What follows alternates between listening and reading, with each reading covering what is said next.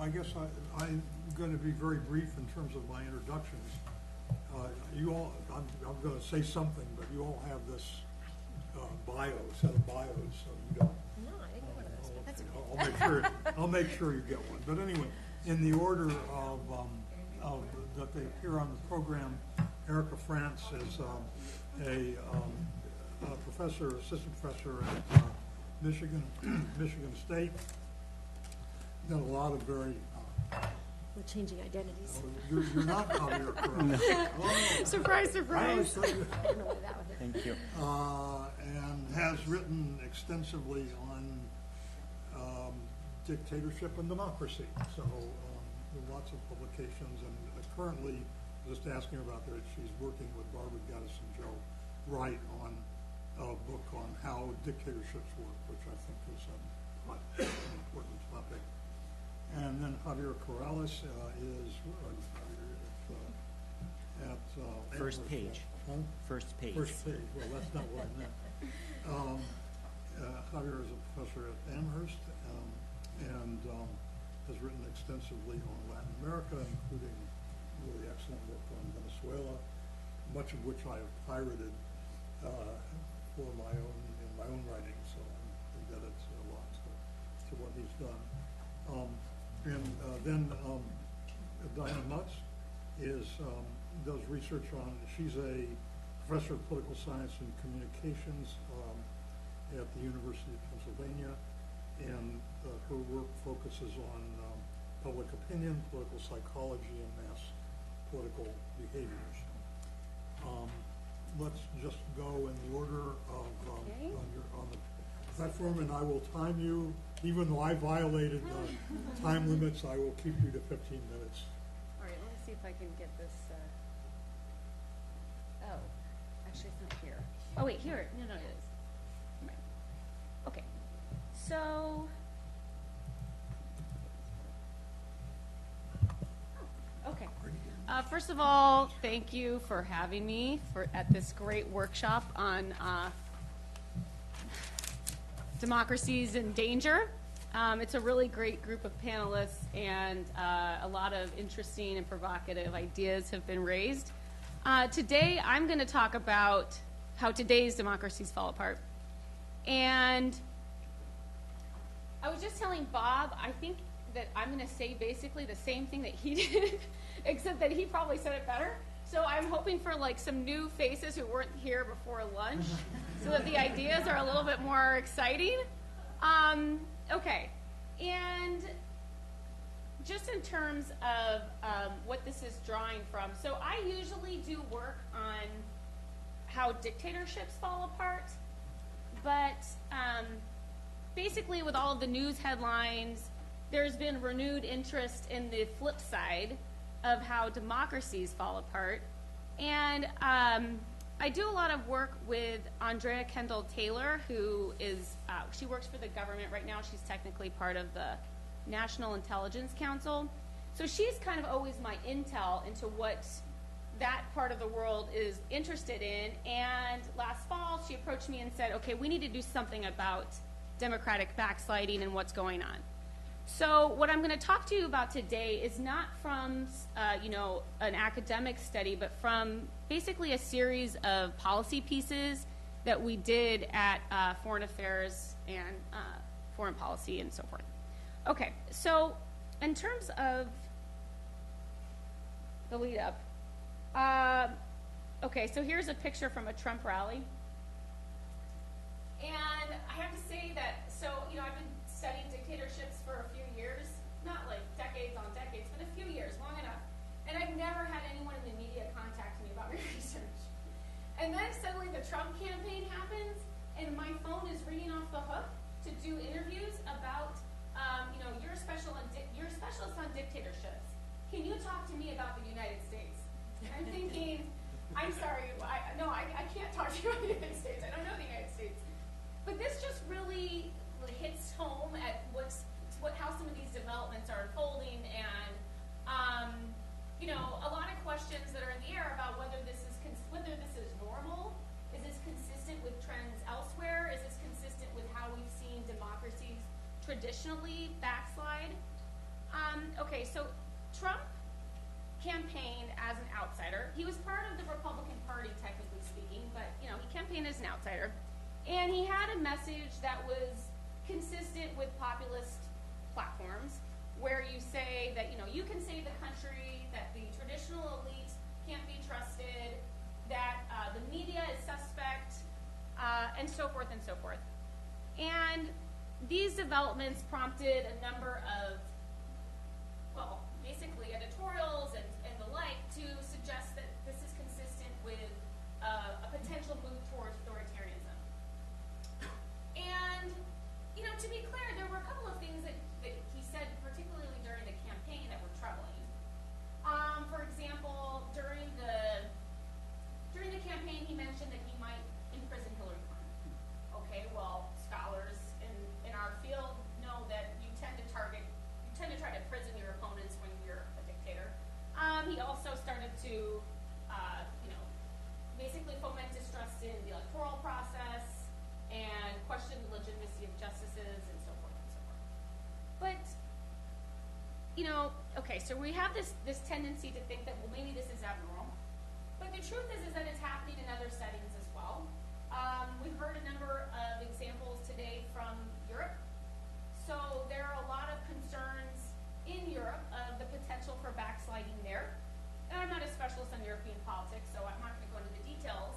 But all across Europe, there seems to be a wave of populism that is taking over. And this populism seems to be bringing with it messages that are somewhat anti-democratic.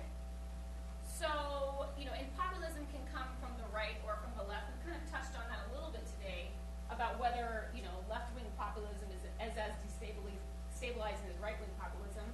To me, when you think about Latin American cases, that would be the case, that there's not that much of a difference, but that's an empirical question to be answered. Regardless, there does seem to be this wave of populism taking over, and there does seem to be suspicions that it's coinciding with backsliding. Okay, so the potential risk that populism could pose to democracy, or is perhaps most concerning in the developing world. We talk a lot about, you know, these established democracies, but in the developing world, we already know that the baseline risk of transitioning back to a dictatorship or transitioning to dictatorship is higher than elsewhere, for a number of reasons I'm not going to get into. So we're seeing things like in the Philippines, where, you know, it doesn't have a long history of democracy, but, you know, since the late 80s or so, the Philippines has been democratic. And then comes Duterte. I don't know if I'm pronouncing that right. This is a really scary guy. So he campaigns in a populist message. He gets elected in free and fair elections. The elections were fair.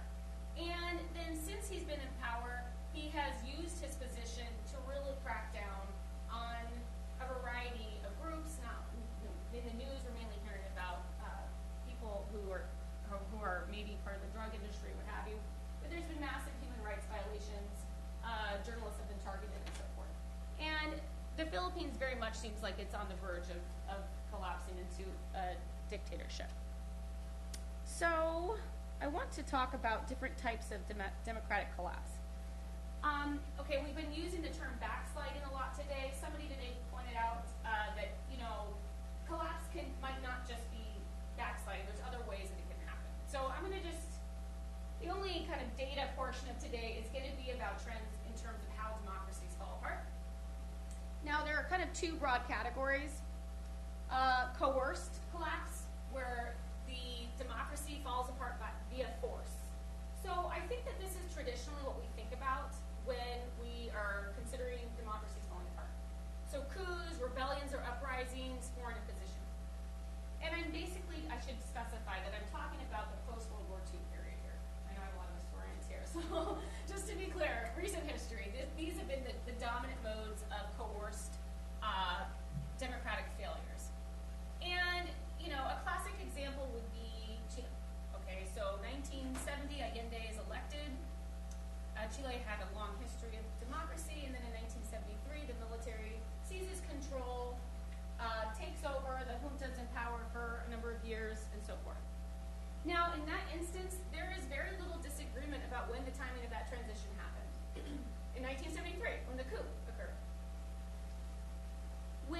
The other type of collapse, non-coercive collapses, I call these authoritarianizations, and that's a really bad way of describing it because it's difficult to pronounce.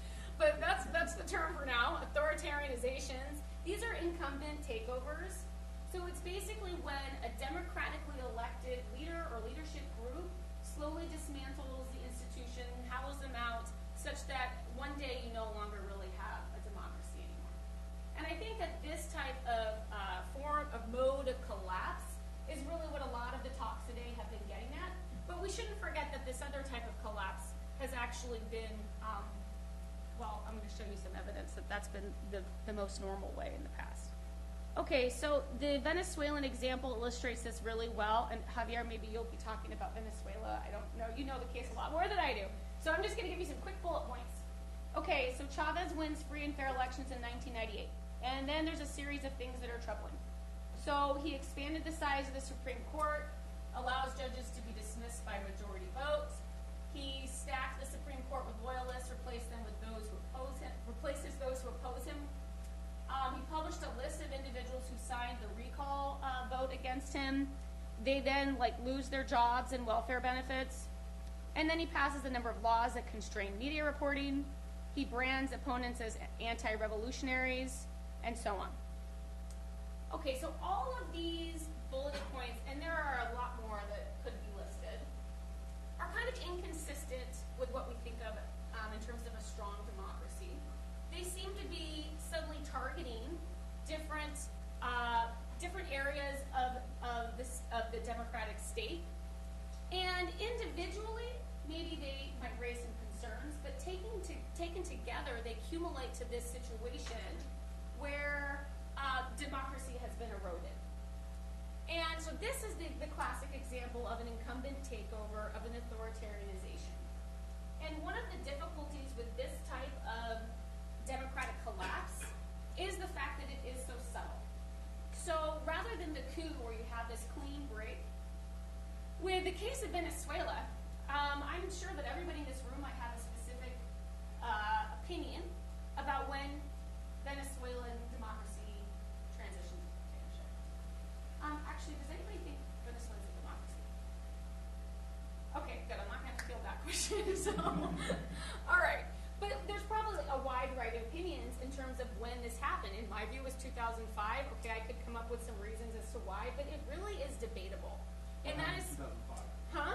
Well, by then it just seemed like the opposition no longer had a fair chance in competing.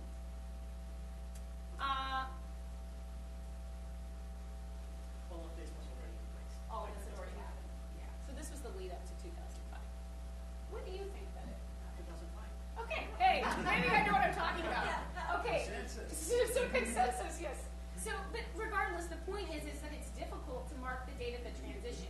And this might also be because, well, maybe, this is too black and white to say that, well, one side's democracy, the other side's dictatorship, and that there's gray areas. But regardless, most of us would agree that right now it's not democratic.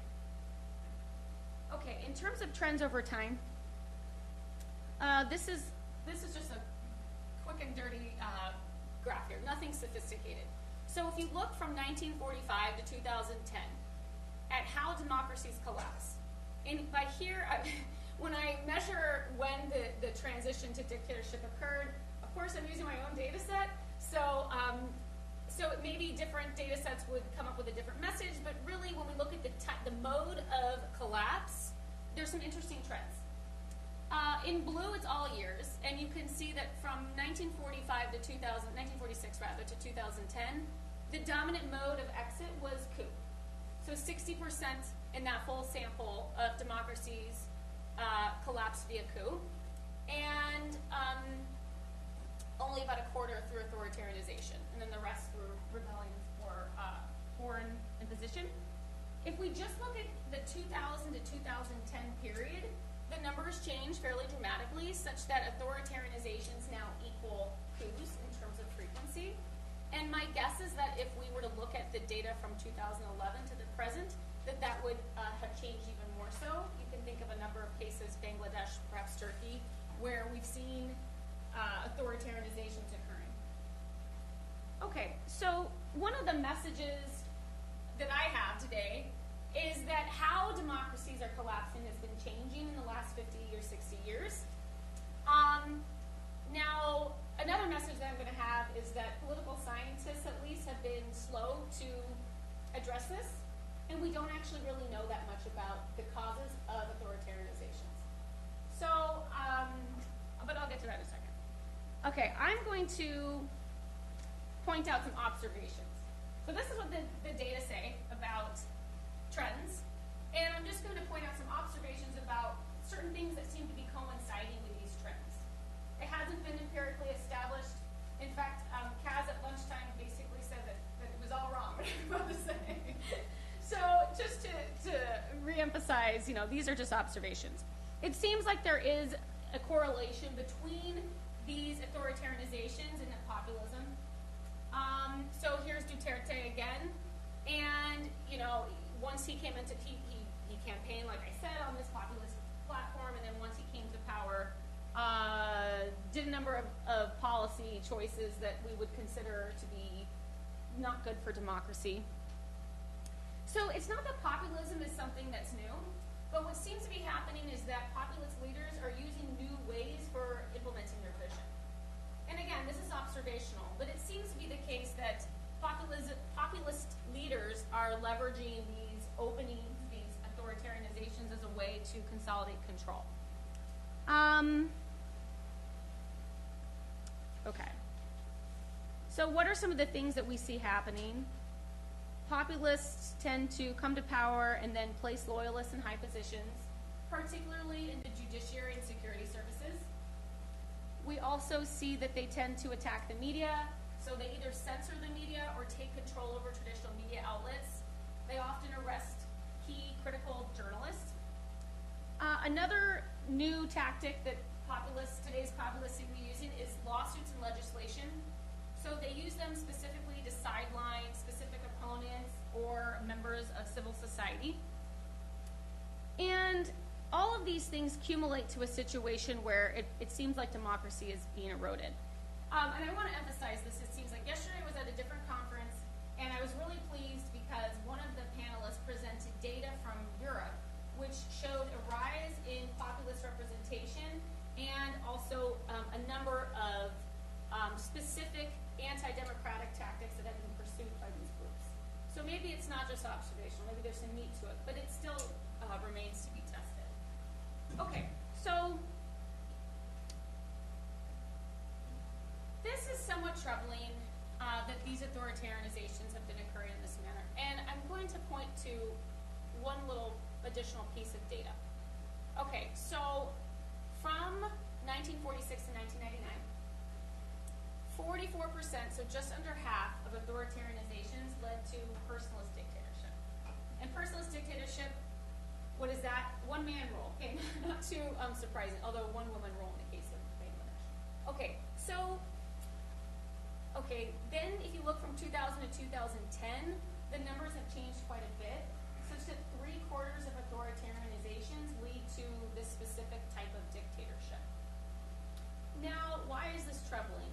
Well, first of all, how might this be happening? I already mentioned that, one of the messages that Trump proposed, and this is fairly common, is that he alone can save the country. And that these established institutions can't be trusted, that they're not working. So this really paves the way for sidelining these institutions and kind of ruling with an iron fist. And actually, one of the earlier presentations, where's Dan? Talked about this, in a different way, but about how these extremist groups actually enable an executive to come in and deal with the institutional impasse. So perhaps that's the mechanism. It's unclear, but regardless, 75% of the time that we see these types of democratic collapse, the dictatorship that comes after is personalist. Why is that troubling? Well, there's yes. This is one classification. Yes. Clarification. How did you code the rise of the state socialist regimes in Eastern Europe following World War II when calculating this? I don't remember, but I will look. Sorry. It's just we're good. I'm on my second to last slide. I have 5 minutes? Well, or I have 0 minutes? Yeah. Oh, I have 0 minutes? I never talk too long either. I'm known for not breaching that. Okay, well, real quick. These are all the things that personalist dictatorships are known empirically by like really good political science scholars to be associated with. All sorts of negative outcomes. So if we're going to be seeing the new type of dictatorship be personalist, that's troubling for a lot of things.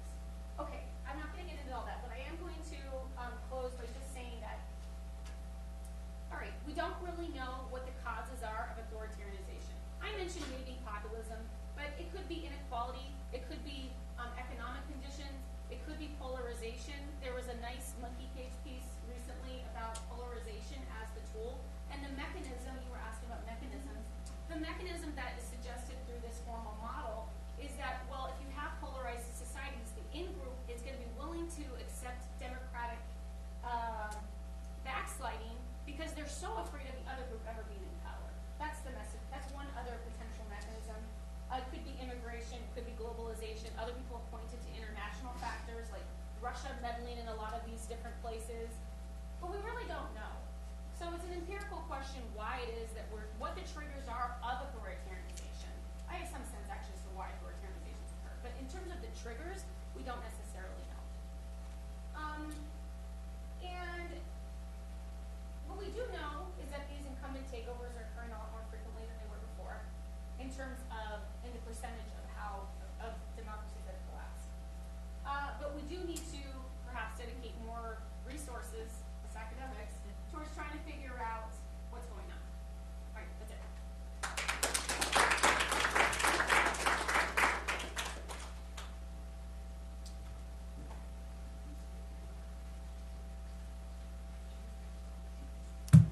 So I too have a hour. Don't start the clock yet. I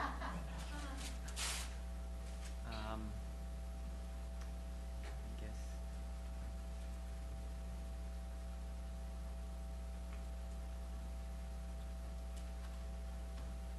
Okay. Is this on? Can you hear me? Okay, great. It's a pleasure to be here, my first time to Rutgers, not to New Jersey.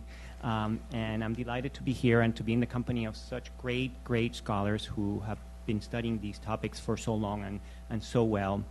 I want to talk, basically the same line of argument. I agree with Bob, and I agree, whereas Erica, there's no absolute convergence of ideas.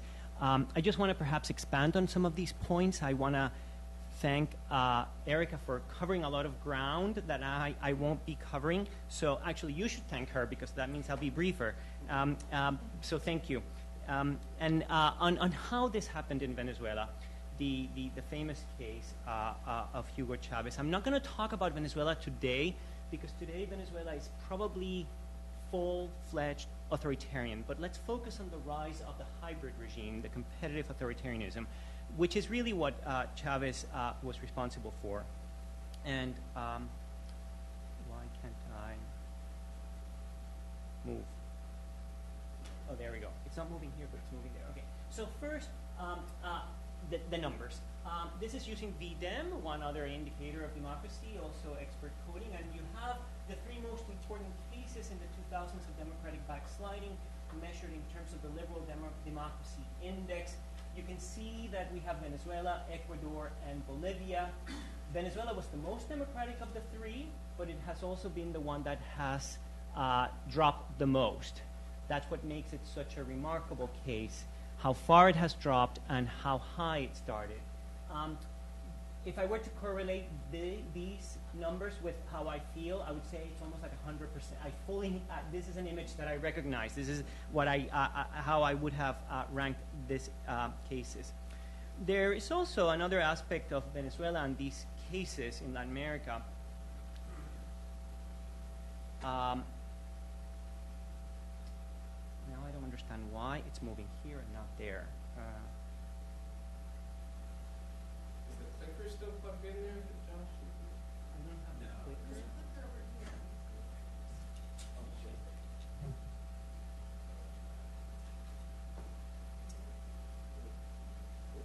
We have our IT expert coming in. It started working fine, but I can't seem to.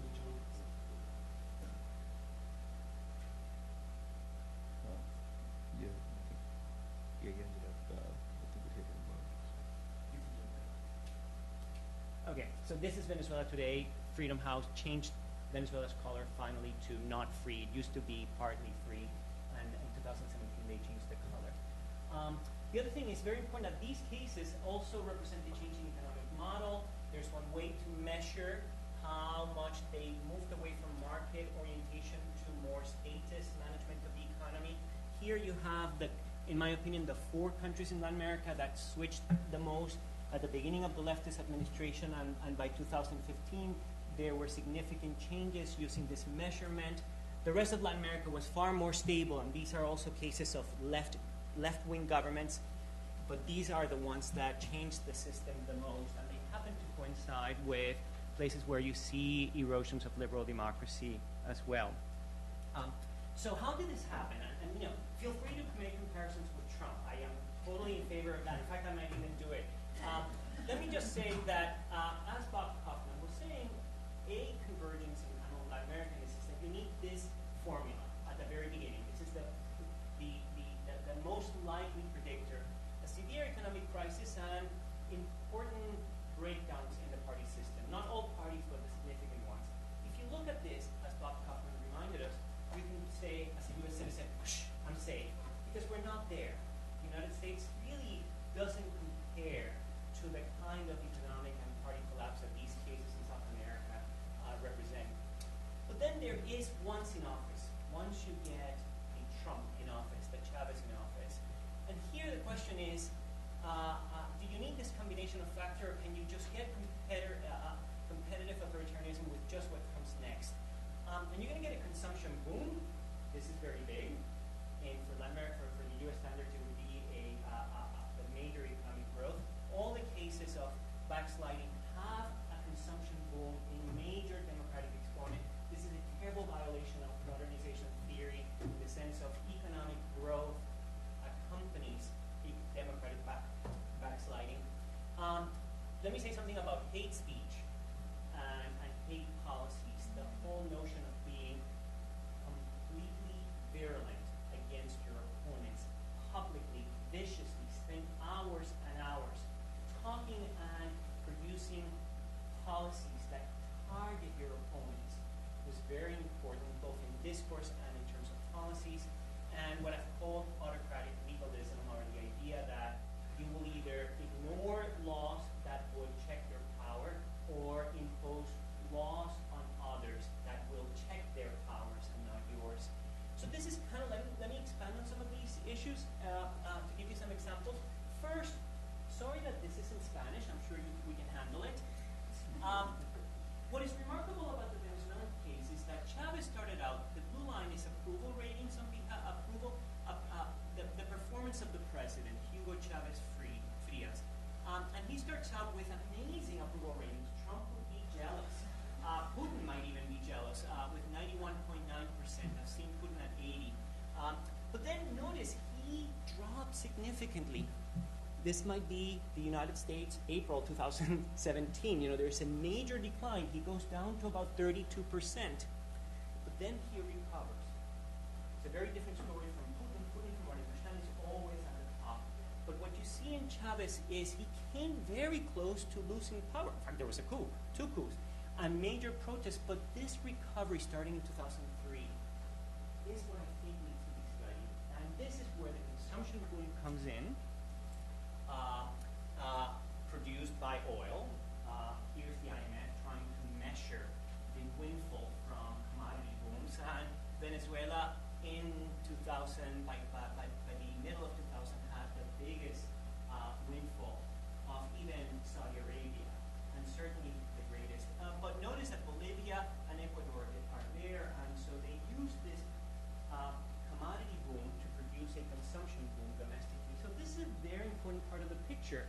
And we need to worry if Trump generates something like this. Our pockets will feel better, but maybe politically, we might not feel that confident that democracy is going to stay intact. Then, of course, the whole issue of undermining all forms of checks and balances. Eric discussed them. So I'm going to quickly jump them and talk a little bit about the use of the bureaucracy. Because this is a tool that's available, I think, in the United States, where the bureaucracy is stronger than in any of these cases. One of the things that you see in these cases is you staff the bureaucracy with lawyers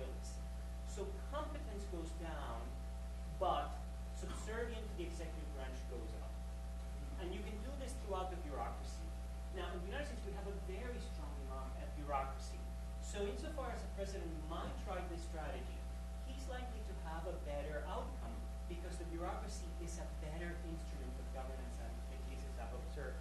So this was one very important mechanism across all parts of the government, not just the Supreme Court or the Electoral Council.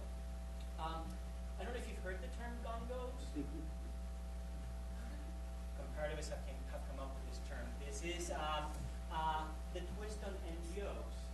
The government will start to create or sponsor or subsidize NGOs. So they're government-organized NGOs.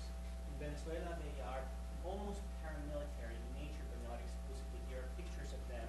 They roam around city in bicycles, and they are essentially the ones who are policing and harassing citizens. They don't wear uniforms. They claim to be just supporters of the president, individual citizens acting on their own, but they're very supportive these folks, and they are the ones who do most of the coercion before they actually join the military. Here's another picture from 2014. But Chavez already had them in place. But this picture is from 2008. Now, let's talk about the media because it's very important. I have data on the media in Venezuela. Let's look at the numbers because the numbers are really impressive. First, the list of regulations that you can introduce. I've tried to see whether I can find them elsewhere. And so they go from vague laws to charge journalists of disrupting stability, charging critical journalists with, journalists who are critical with defamation or libel lawsuits, defaming journalists, accusing them of being foreign agents. Cadenas is a typical thing. You go on television and all the media has to stop broadcasting and cover the president's speech, which can last hours. You dissolve or absorb media outlets, especially if they're critical. You promote community media, but essentially this is partisan, it's sectarian. And you do cyber attacks on critical media. I haven't seen a lot of this in my cases in Latin America, but as you see, it's a toolkit that one little thing of it is perhaps not grave enough, but the combination of it will transform your media into this. This is a measurement of how many newspapers and television networks were independent in 1998, very high numbers, and by 2014, you see a real decline, even in newspaper readership. This was a difficult table to produce, but I stand by it. We did a good job. We found a good directory and we had a good methodology to come to these assessments. There might be disagreements on a few cases, but I think this is a pretty good image of what happens.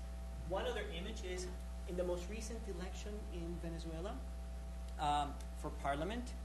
I, together with a colleague, tracked the coverage of the news moving up to elections, and so we took two private medias that are supposedly not controlled by the government and the state-owned media, and tried to gauge what percentage of their time during the news were being devoted to stories of the ruling party or the opposition.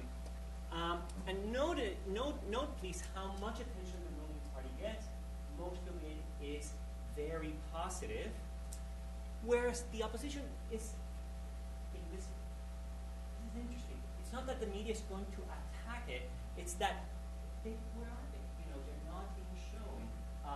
Even the state-owned media manages to basically not cover the opposition, and the opposition in this election actually delivered a terrible blow on the ruling party. Yet you would have never guessed it based on how the media is acting. And so even the private media has been able to be co-opted to play along with the government's role. What's the denominator? The denominator is total time. It's percentage of minutes devoted in a news broadcast. So 38 of a news broadcast. So we cover the news, you know, the TV news, prime time. And so that is the percentage of the time that was devoted to stories related to the ruling party. Did you do only prime time? We only picked one, prime time. Early afternoon. So the leading news program for each channel, prime time, and only a period of about 30 minutes, in some cases was an hour.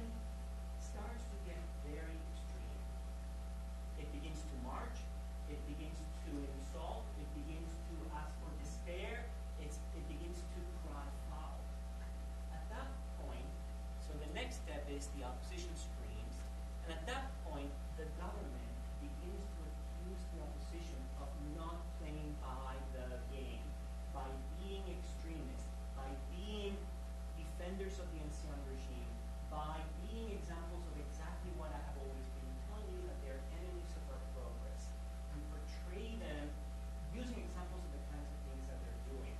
So you first push them into turning into a bit of crazy mode, and then you intensify the hate speech. And at that point, what happens is that you begin to see that the middle flattens down. The center left gravitates towards the president because they're center left, they're going to be closer to a leftist politician than they're going to be to the other side, especially if the other side started to polarize as well. So you get the dynamic of, I'll forgive my side because I hate the other side more. And at that point, the incumbent gets blank checked because the middle collapses. And you enter into this feedback mechanism in which the president does another power grab and his followers cheer, and one more, and one more, and one more, and the opposition panics and commits a number of mistakes. And this game, played well with state resources, has a predictable outcome, which is the president is empowered. The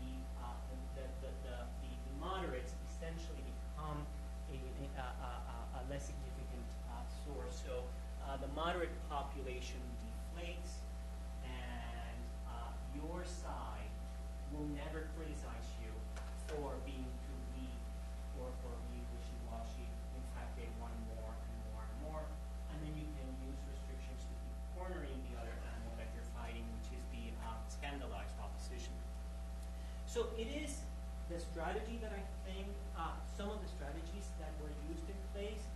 And to recapitulate my argument, there are some important conditions that must be in place for the rise of competitive authoritarianism having to do with the economic crisis and a major crash of the party system. But once in office, even if you don't have it, you have the opportunity. And let me just finish with this thought. I'm always asked to explain, well, or not asked, challenge. People always want to talk about how come Chavez was so popular and so loved. There are two sides, two possible arguments. One is, of course, his big social spending, which was huge. There's no question about it. So huge that we don't even know the size of it. That's how non-transparent it was. But it was so huge that we don't know how large it was. That is true, and that produced loyalty. But this always came with hate speech, with aggressive, nasty, non-tolerant speech towards the opposition. I don't know what did it. I cannot rule out that many Venezuelans were responding not to the social side of populism, but to the hate speech side of an anti-pluralist movement like the one Chavez represented. Nobody in Venezuela will answer a survey saying, you know why I like mi comandante? I like him because he hates my opponents. Nobody's going to tell you that. They're always going to tell you because before Chavez I didn't have electricity. Before Chavez I didn't feel part of the nation. But the hate speech and hate policy is so promiscuous, it's so constant, it's so consumable, and it has these effects in destroying the middle that I would have to finish my presentation saying that I wouldn't be surprised if in the United States Trump discovers the utility of perpetuating hate speech and moving to the extreme side spectrum politically. Thank you very much.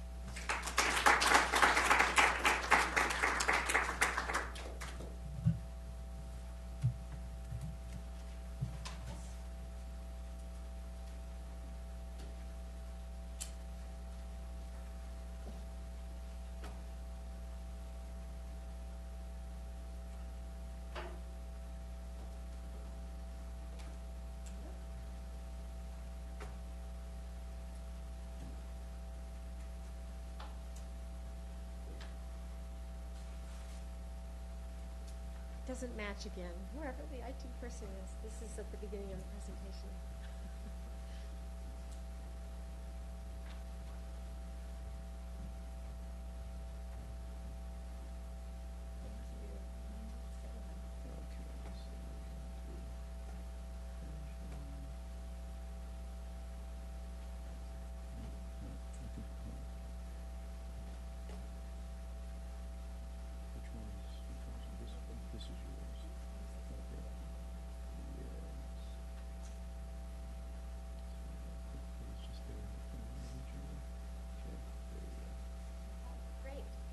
thanks very much for including me in today's workshop.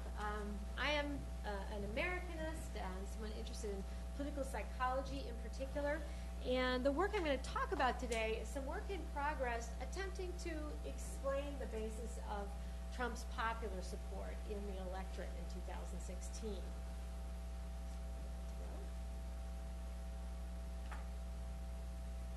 Okay, somebody want to tell me the secret? I'll just use this one. Yeah, did something here. Oh, I did. Oh. It's not moving here. We're back to the same problem. Sir?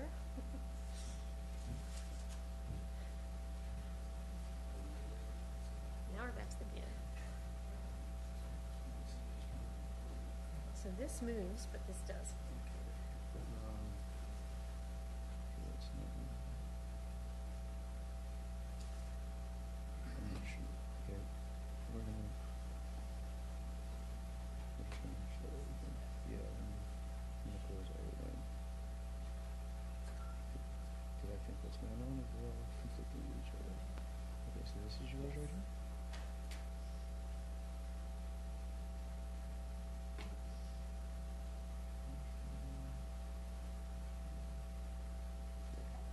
Thank you.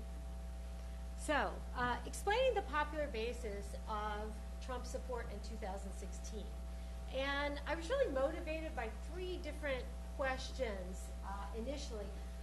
First of all, the one thing we heard throughout the campaign that is certainly true in the data I have as well is that education was the major predictor of Trump's support. If we're looking at demographics or at geographic areas, what tells you where Trump is going to get a lot of support is low levels of education, low levels of college education in particular. And for the most part, the way that got talked about during the campaign was in economic terms, that these were people who had been left behind by the economic recovery and who were upset as a result of that. But of course, what we know in political psychology is that education represents a lot of different things. Education is heavily correlated with prejudicial attitudes. It's heavily correlated with all kinds of things that go beyond economics. Second question I wanted to look at had to do with international issues. The conventional wisdom has forever, as long as I've been around anyway, been in American politics that, in fact, voting ends at water's edge, that Americans only consider domestic issues in their electoral calculus, and that issues that involve foreign affairs really aren't very important to their voting behavior, except in very unusual circumstances and so forth. So obviously the prominence of international issues in Trump's agenda made that seem unlikely. And then third, I wanted to know what role race and gender played in encouraging Trump's support. You'd have to be living in a hole not to notice the kinds of racist and sexist comments that Trump made throughout the campaign. So one question is it really the case that that appealed to people and therefore they rushed to support Trump for voicing views that they held but perhaps didn't say? So I had a variety of different theories in mind to look at with available data. And the first one really stems from the primary narrative explaining the election that we got from the press. And that was that it was a matter of personal economic hardship. It was people who lost manufacturing jobs or who were otherwise left behind by the economy. Second narrative did have to do with this out-group animosity, whether it was racism or sexism, prejudice of various kinds. The other theme that was mentioned quite a bit was anti-elitism. Did people just not trust the political system anymore? And this is an effort to go with an outsider. Now, I should mention that this is hardly the first candidate who's campaigned on being an outsider. Jimmy Carter campaigned on being an outsider. Nobody had heard of Jimmy Carter because he was a governor in a southern state. And so this isn't entirely new as a campaign theme, for sure.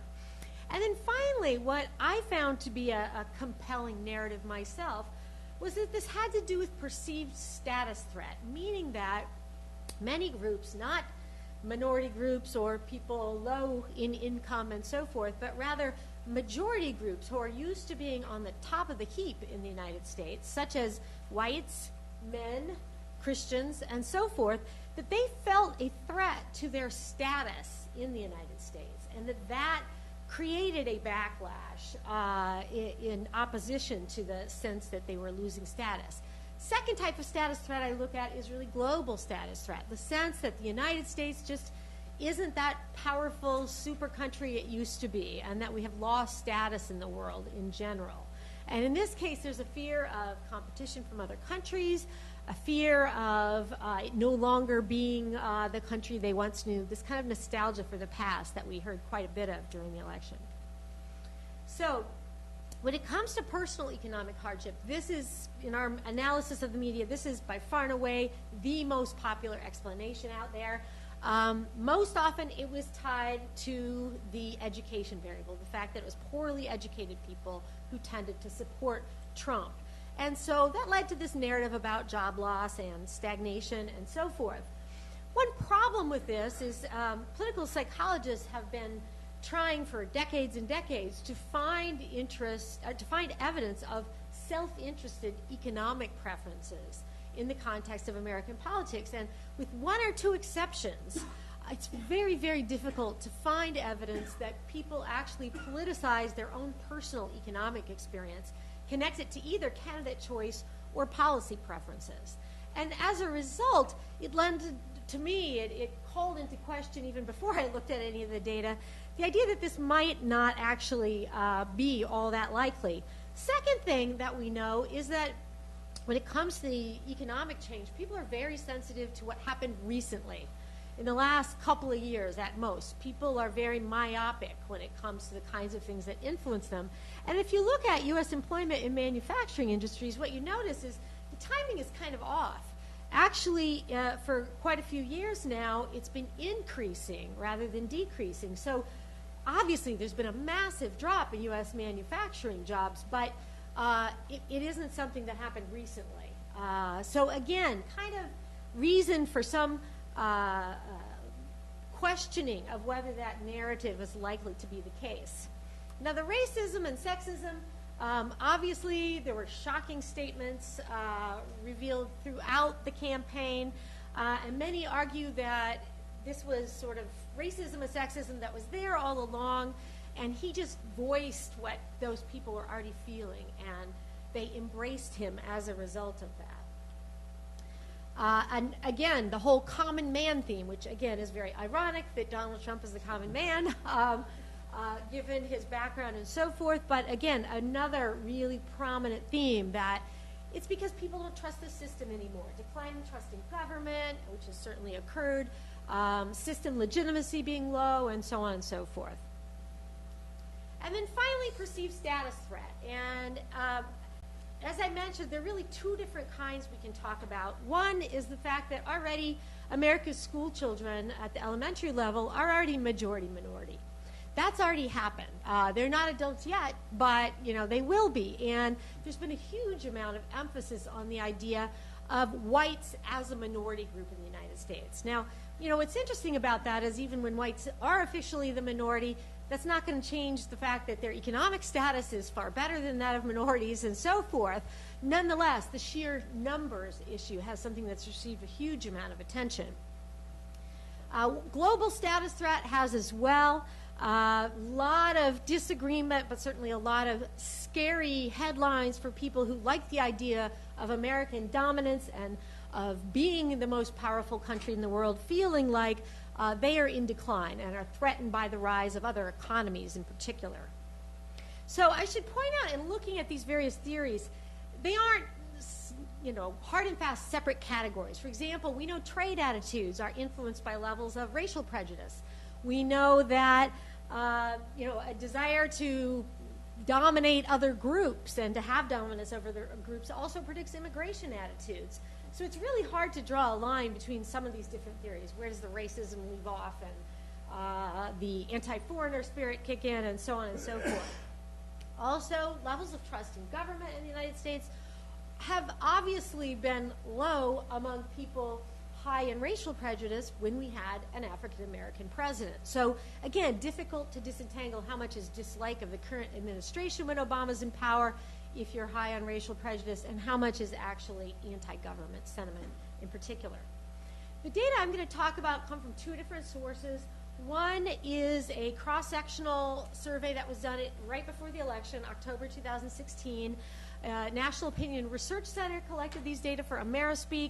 It has a nice large sample size, and almost every variable that I'll talk about, every concept, has a whole index of items devoted to it. So it's very rich in questions. On the other hand, it's cross-sectional with all the limitations that that brings in terms of model specification.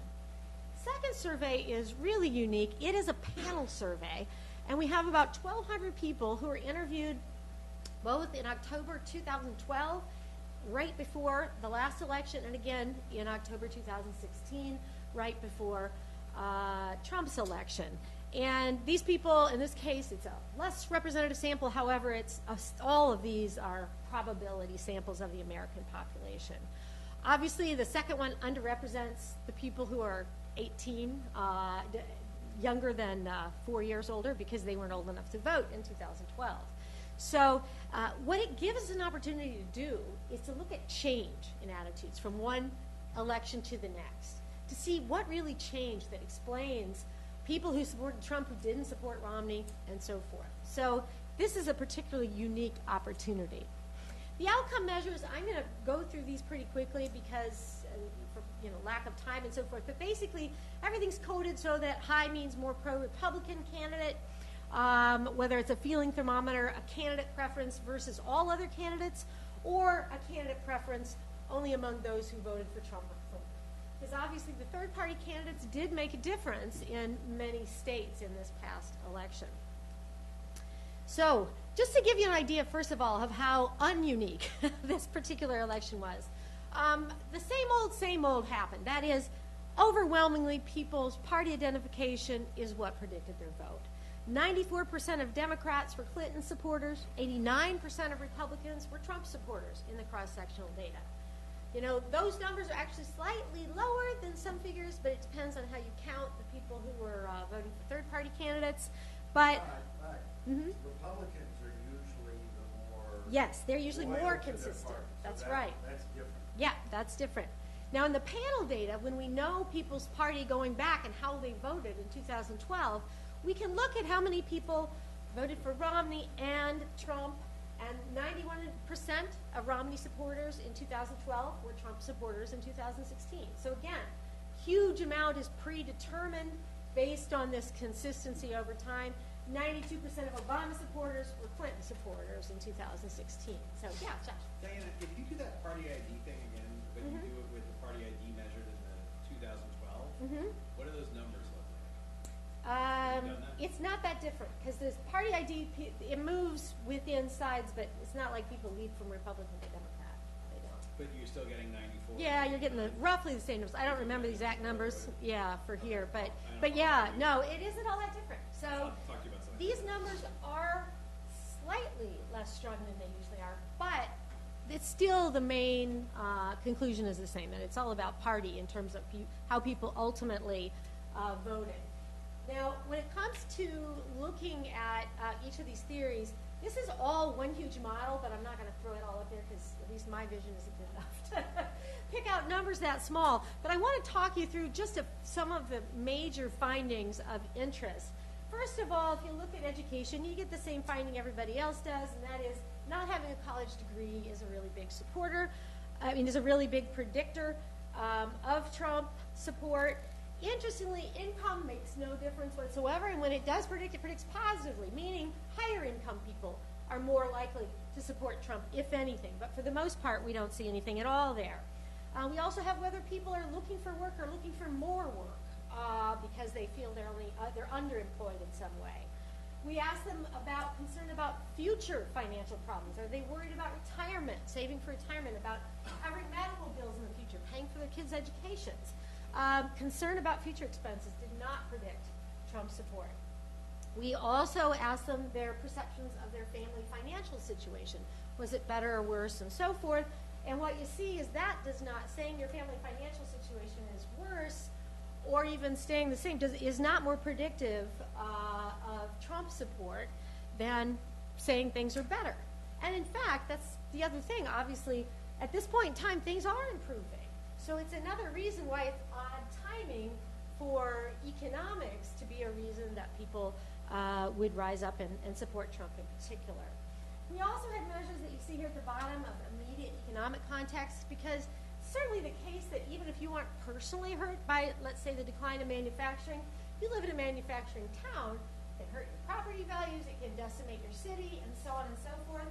So using census data on unemployment, on income, and on the percent manufacturing in their immediate zip code area, we also found that that didn't predict Trump support, as we would all expect based on the headlines.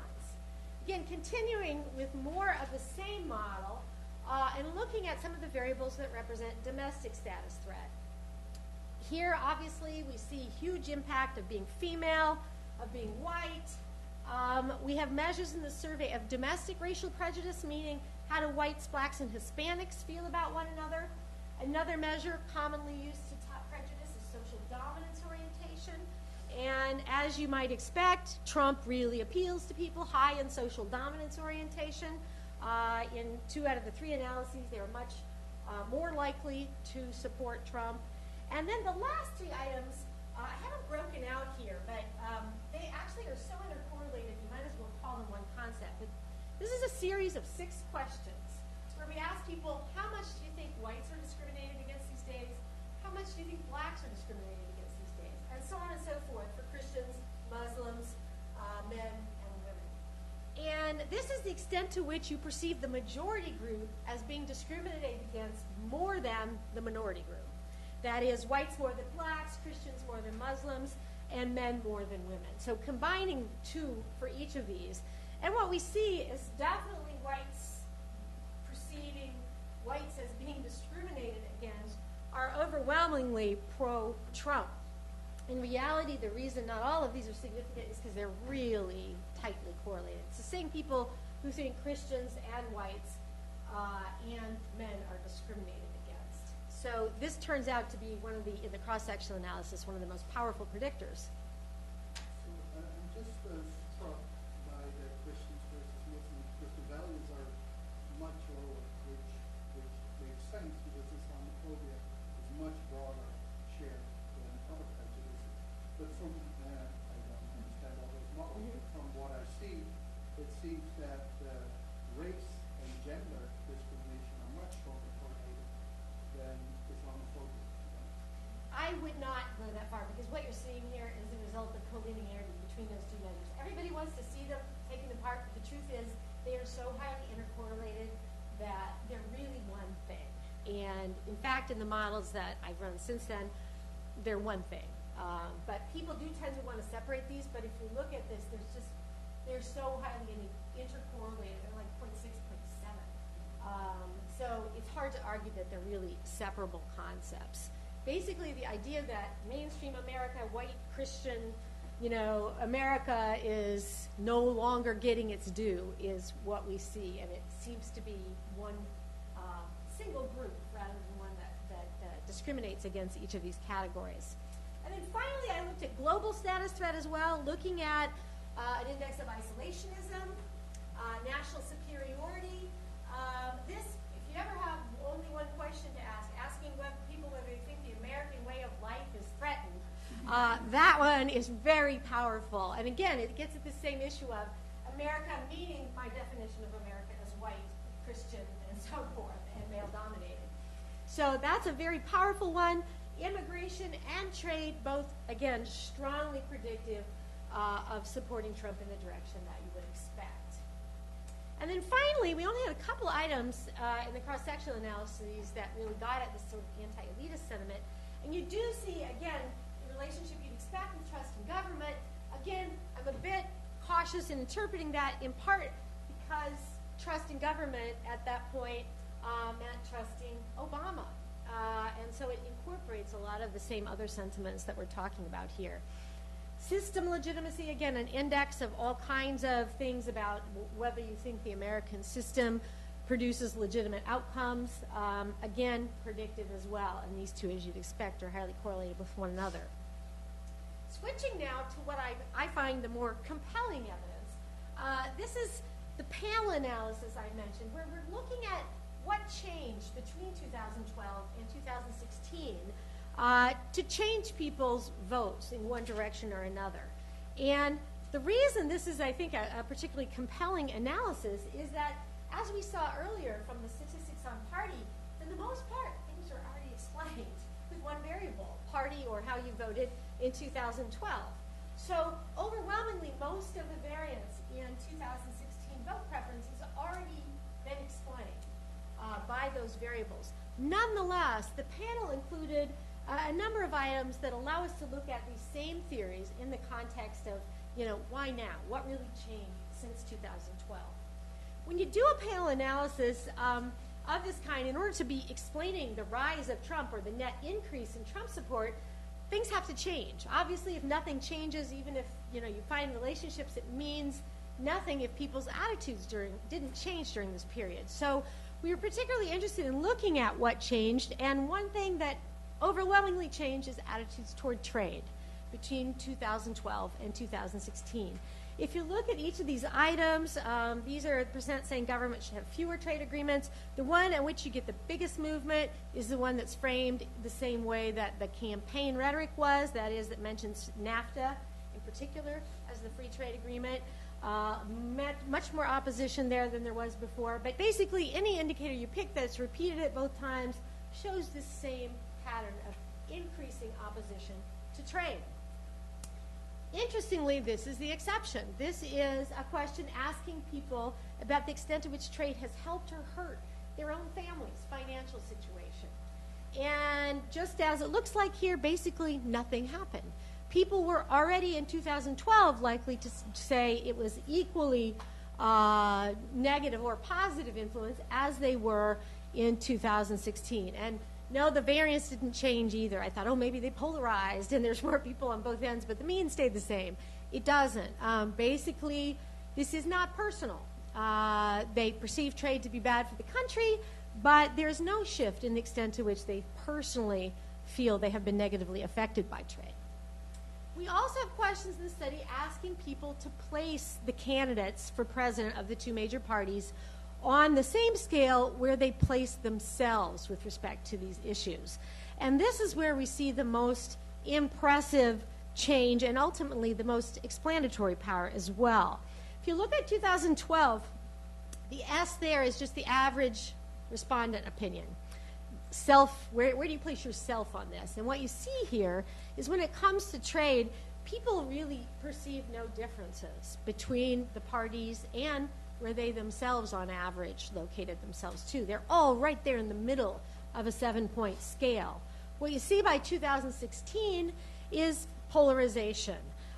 Interestingly, not only did Trump jump way to the anti-trade side, they also perceived the Democrats as being more supportive of trade, which surprised me just because Hillary Clinton went to great ends to disavow any connection to NAFTA and so forth, despite her husband's involvement. But the clear pattern here is one in which both parties move out toward the extremes. There is a shift in people's own opinions, as I already showed you, but that's relatively small compared to the movement that we see in the placement of the candidates. What about China? Well, when it comes to China, we don't see any difference in the public's attitudes over time. But again, take a look at how far the R moves there. The Republican candidate from Romney to Trump moves a great deal along the scale toward the China is a threat end of the spectrum. So there's a great deal of repositioning going on the Republican side. Finally, on immigration, what's interesting here is that there isn't much change among members of the public.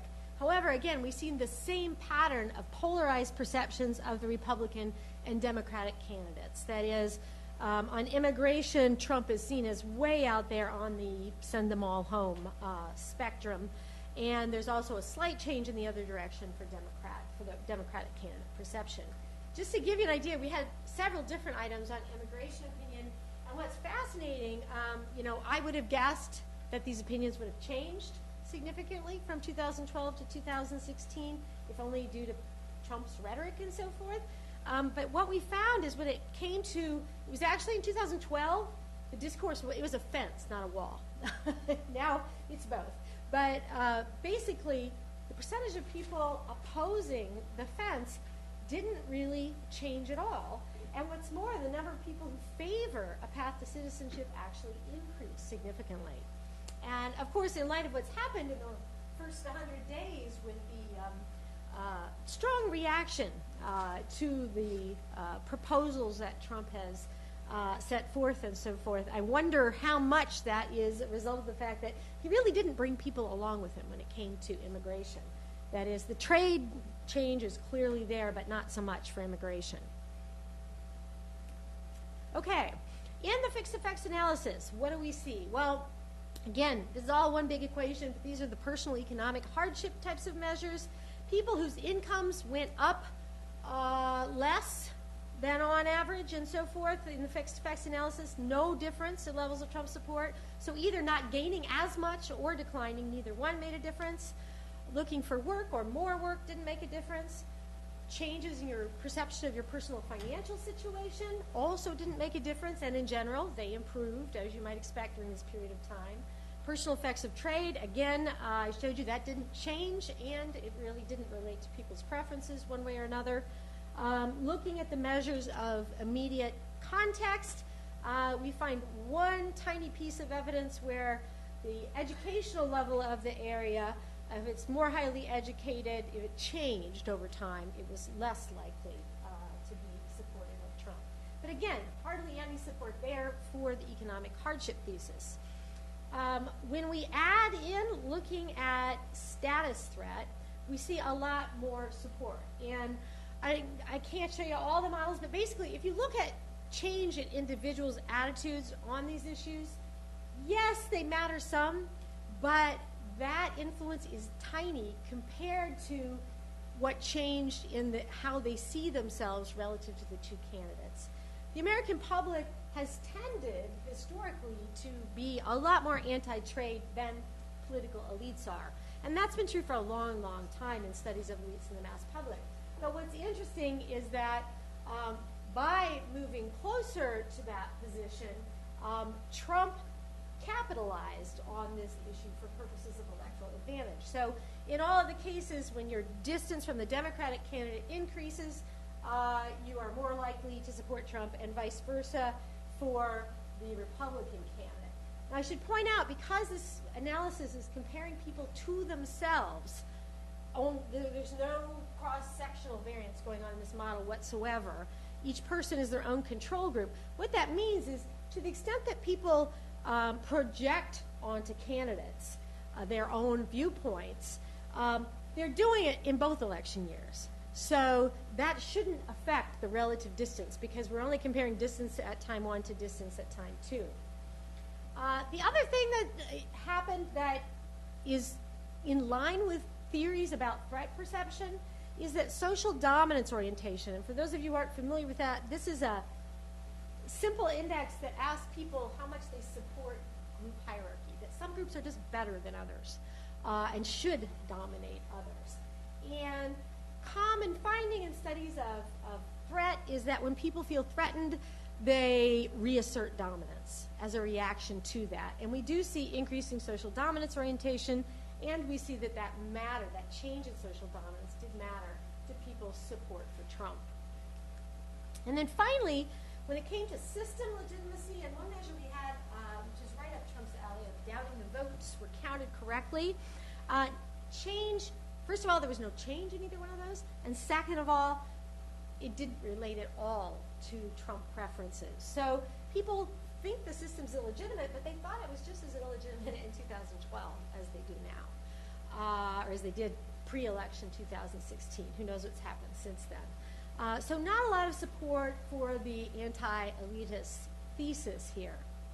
So just to summarize, what my general conclusion from this combination of evidence is that Trump support was really not driven by any sense of personal economic hardship or even by prospective economic concerns, that is, anxiety about the future.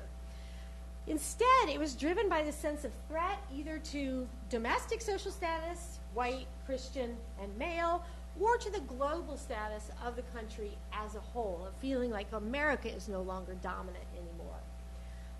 While people's individual opinions shifted for some of these issues, particularly for trade, the real driver of support for Trump was the shift in the Republican candidate's position from 2012 to 2016. So it wasn't so much the public that changed, it was the placement of those candidates that was different, which shouldn't surprise us given that obviously Trump espoused very different views than we're used to hearing from elites. And so in conclusion, I think it's safe to say that elites in the United States no longer waltz before a blind audience when it comes to foreign affairs. Globalization-related issues do appear to be very influential, perhaps the most influential in the 2016 presidential election. And basically I end, I'm still working on this paper, but the sense in which Americans feel threatened at the moment, particularly those who are previously in very powerful, high-status roles and groups in society, it's a really interesting problem because you think about what do you do about that? Because this change is happening. It's not, going back. We're not going to change the demographic path that we're on.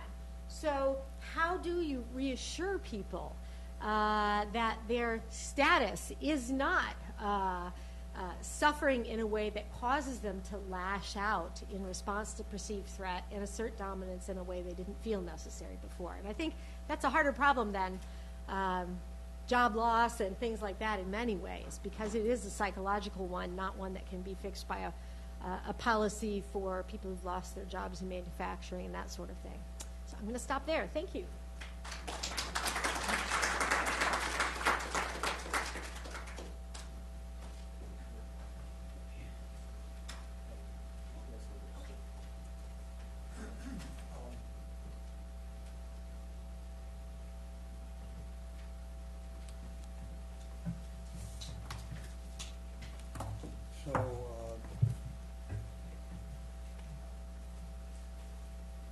I think this is the lowest chair. That's what I thought I moved the lowest chair.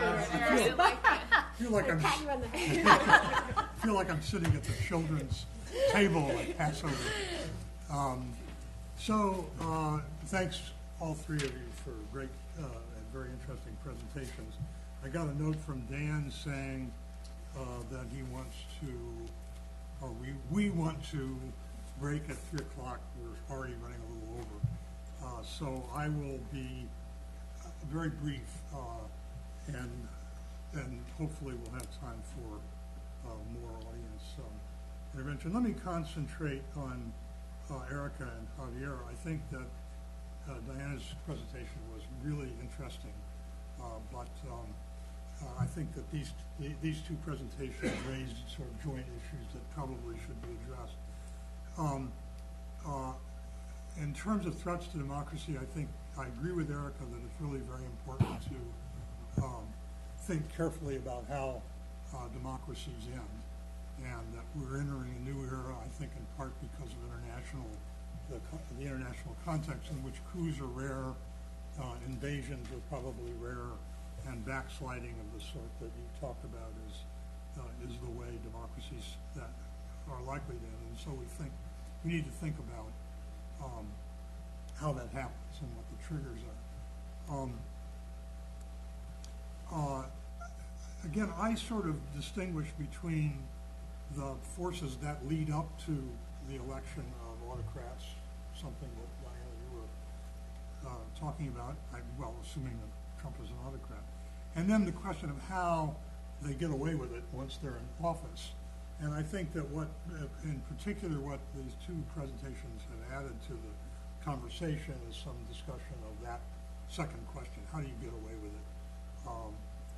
There are populists who come to office and don't get away with it. I think of, for example, Christina Kirchner. So not every populist comes to office is successful in imposing on autocracy.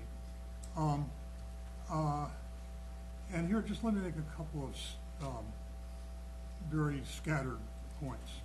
One is on inequality.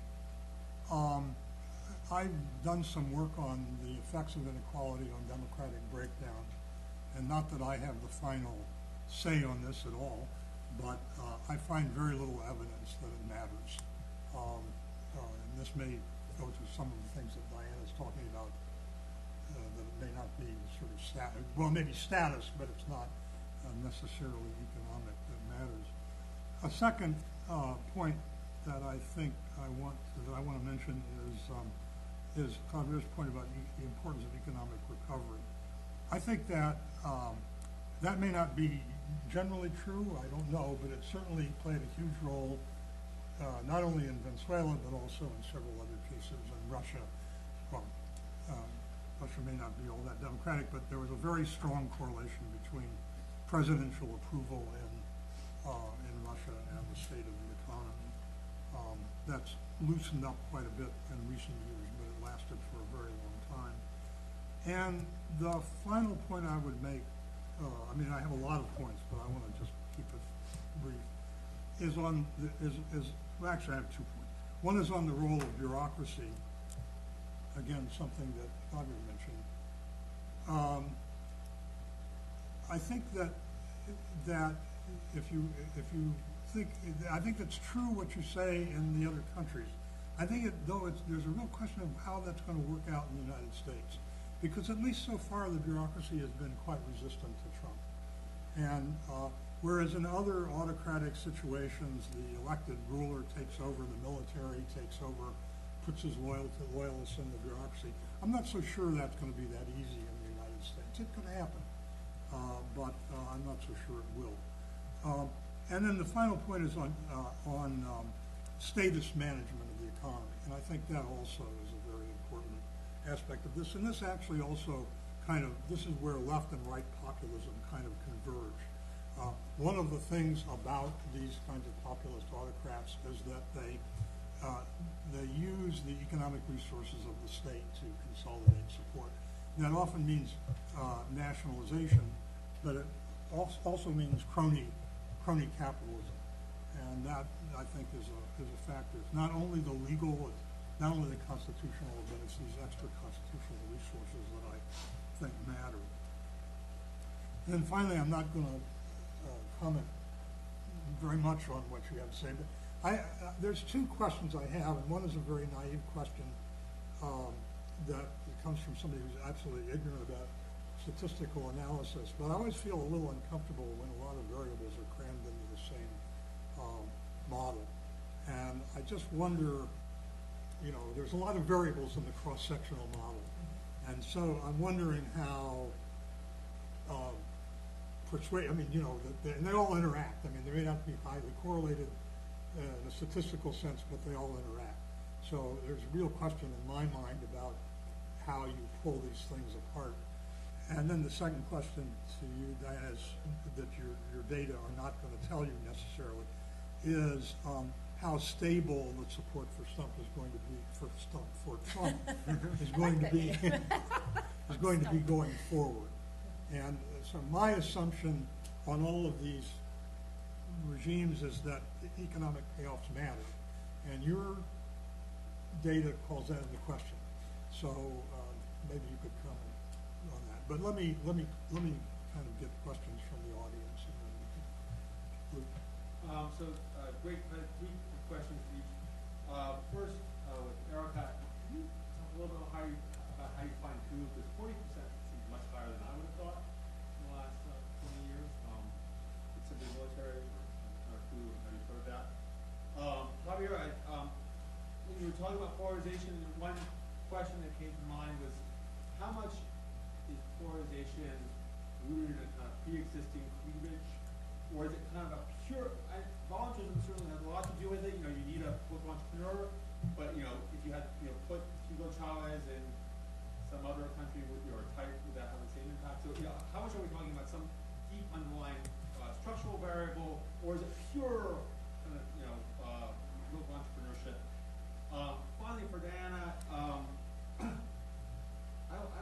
I kind of wanted to talk a little bit more about the substantive impact of the, how many votes did trade give Trump versus threat? I guess that's the key question, because that's, obviously the left is, deeply divided on these questions. How much of it is racism? How much of it is the economy? And so, so which side do you support? So Art, you have your hand.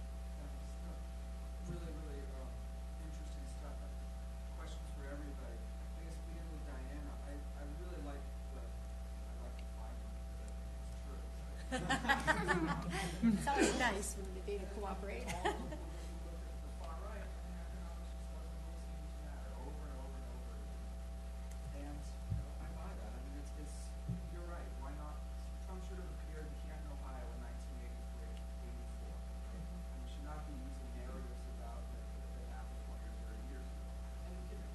So, but alternative hypotheses, like, can you have a variable for physical threat, right? Because you have a status threat. But a lot of the Trump voters I talk to will say, no, it's physical. I say, not status threat. No, I'm ready to be gunned down in the streets of Chicago, right? If you live in rural America, this is not 5% of the population who speak in terms of physical threat and terror.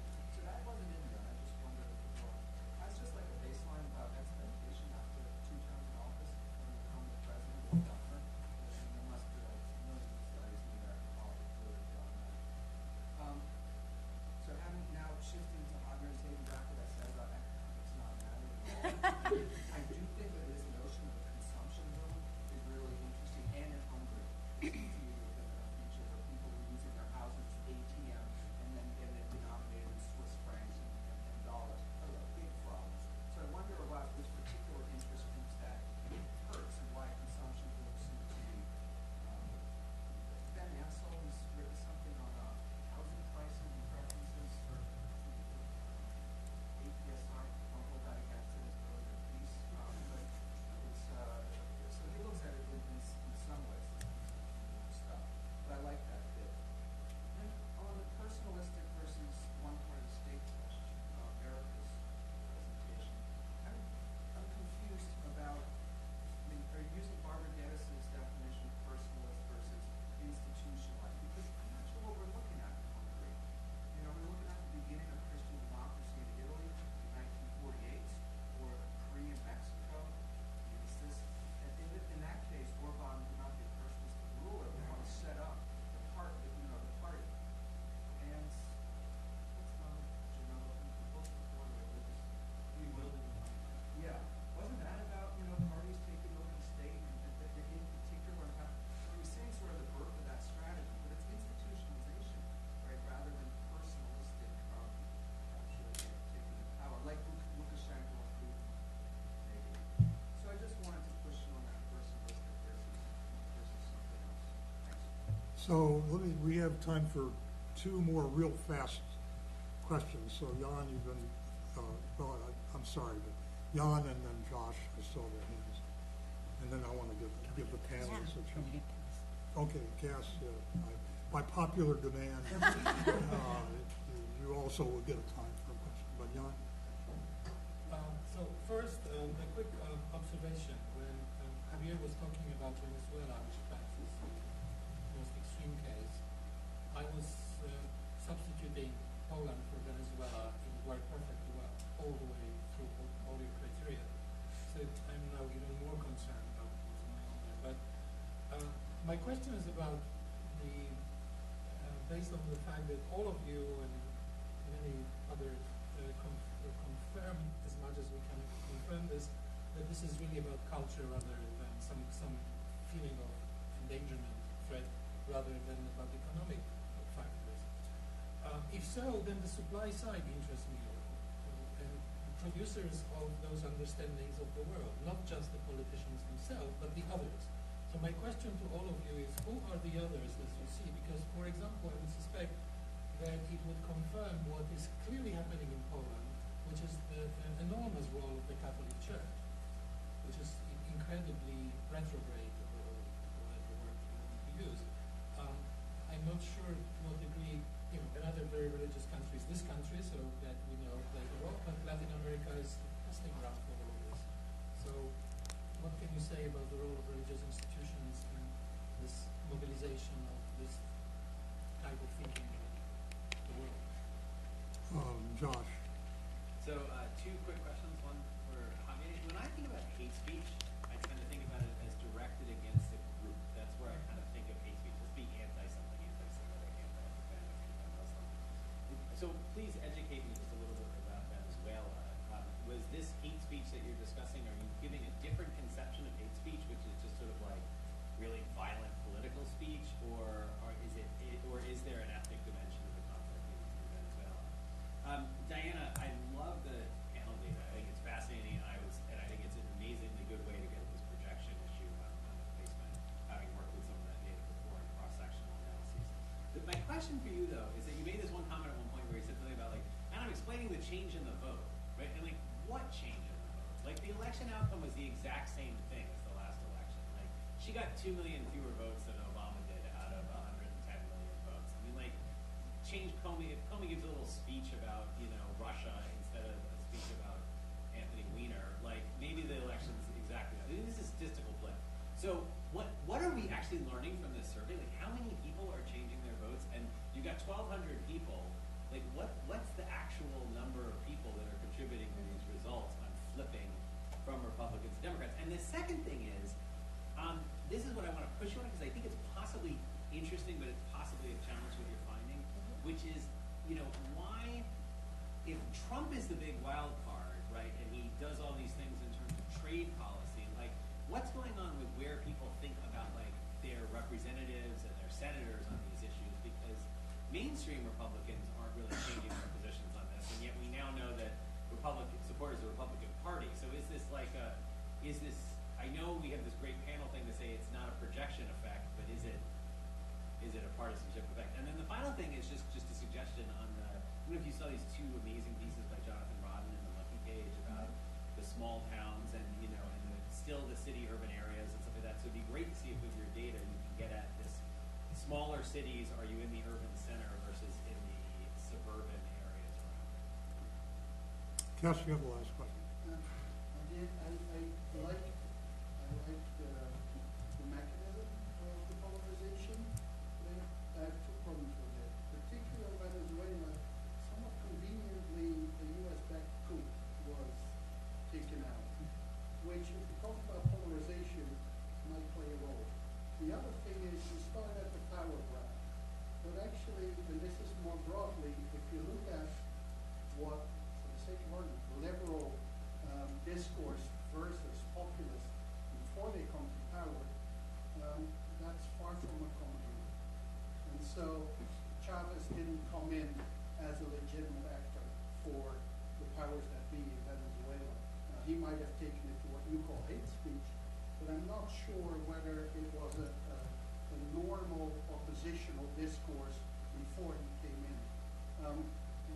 With regard to Diana, I was just, and I'm stuck about this all the time, leaving aside 3 decades of research on the radical right in Europe.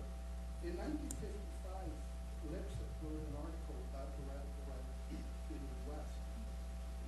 Yes, where he speaks about this status theory. I was just wondering where that fits, which combines to a certain extent economic and broad. So We have to be very brief, just quick responses. Okay. I will be super brief because I think I'm responsible for the going over. no, you're not. Okay, Lucan, in terms of coups, so that period is only 2000 to 2010. There actually were not very many democracies that broke down.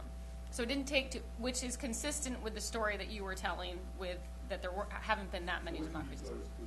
Oh, a military takeover like Niger, 2010, Thailand recently. Those have actually not been that difficult to code.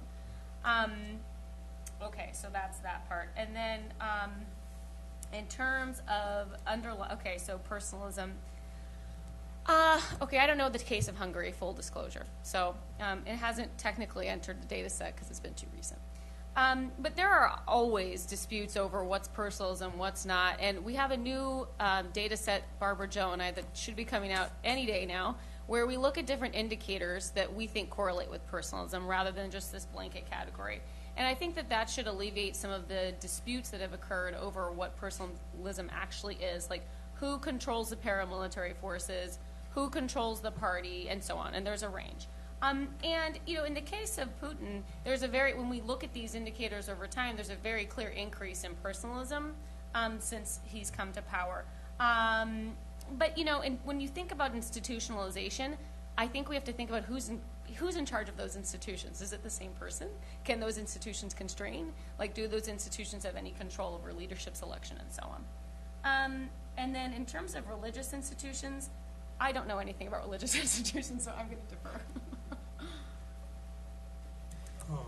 Javier, Oh, sure. On the polarization question, look, I don't want to be absolute and say it's only entrepreneurship. I think there is a feedback effect, but there is a lot of evidence of entrepreneurship playing a role. Let me give you perhaps what is the strongest for Venezuela. Halfway into his administration, Chavez adopted policies that nobody in Venezuela had ever liked. Governing with the military closely, strong alliances with Cuba, nationalizing the private sector. All polls suggested that these were ideas that were very far from what the majority of Venezuelans ever supported. They weren't not even part of Chavez's campaign. So with that platform, he still has all this support, suggesting that it wasn't just a pre-existing cleavage between the kind of policies that Chavez supported. He created these cleavages. Not all, but definitely some of them, his radicalization. So there is that element of exacerbating the polarization and bringing it to perhaps to a new level. And I do want to say a little bit about the religious groups. Currently in Latin America, we are moving away from leftist competitive authoritarianism. We might be going toward right-wing competitive authoritarianism. Perhaps. We're not there yet again, another cycle. But the Christian right is playing an important role with this cycle. I don't know if it was important in any other previous cycle, but I think it is becoming, as it is in the United States, willing to go along with the right-wing populist, the new crop. And I want to say that on the coup, I don't think it was U.S. supported, but I understand what you mean. The United States didn't condemn it, but it was widely supported by, I would say, the majority of Venezuelans at the time. And when I was discussing the mistakes of the opposition and doing extreme things, I was thinking about that. That was probably the biggest mistake. And it played so well into the hands of the polarizing. But my point is, who started it? I think Chavez started it because what led to that coup were a series of executive decrees, a series of changes to the Constitution, and a series of institutional changes that produced that instability. But no questions that bringing the opposition to the point of having them support that kind of a coup was a very fruitful outcome for the incumbent. I have a lot to go through. I'll try to hit them all. First of all, very reassuring. I think it was you who said that basically he recovered his massively low popularity by lots of social spending. Yes, that's one factor. Okay. Yes. By consumption boom. I don't think Trump's going to do that. And what's interesting. True, that's true. Yes. And he has that massively low approval rating at the moment. And one of the things I didn't talk about that was going by in a hurry was the fact that, interestingly, when we asked people if they would support, more assistance to people who lost their jobs due to trade or due to all kinds of things, overwhelmingly, Trump supporters are against it. So much for helping your common man or those who are down on their luck. So they perceive any kind of social spending to be going toward those groups that don't deserve it, that aren't the dominant group. So they're very much opposed to that. With respect to your question about the cross-sectional model, absolutely. And in fact, we have means of data reduction, so we get away from those problems. However, if I put factor 1 and factor 2 up there and told you they produced it, it would be kind of uninteresting. So I did not do the reduced model, but a lot of these things are essentially what I would call the same thing. That is, the attitudes toward globalization. It doesn't really matter if it's trade or immigration. It's the same people who oppose them. And that's the other issue about separating, for example, how much is racism, how much is trade. piece I published in I.O. overwhelmingly shows that racism is the #1 predictor of opposition to trade, much more so than whether you're in an industry or an occupation that's likely to be vulnerable to trade. So trade is a racial issue. Minorities in the United States are overwhelmingly pro-trade relative to whites, which makes a lot of sense when you see it from that perspective. But again, I know IPE sees it as strictly an economic issue, and yet it isn't in the traditional sense that we think of it. It has to do with how people feel about foreigners, but we find we don't have attitudes toward foreigners. We can predict it really well just by a measure of how whites, blacks, and Hispanics feel about one another. And that's because disliking outgroups, it pretty much doesn't depend too much which outgroup you're talking about. It's the same people who have trouble with outgroups domestically as well as internationally. In terms of physical threat, crime, as you know, is way, way down, despite Trump talking up how horrible it is, so forth now.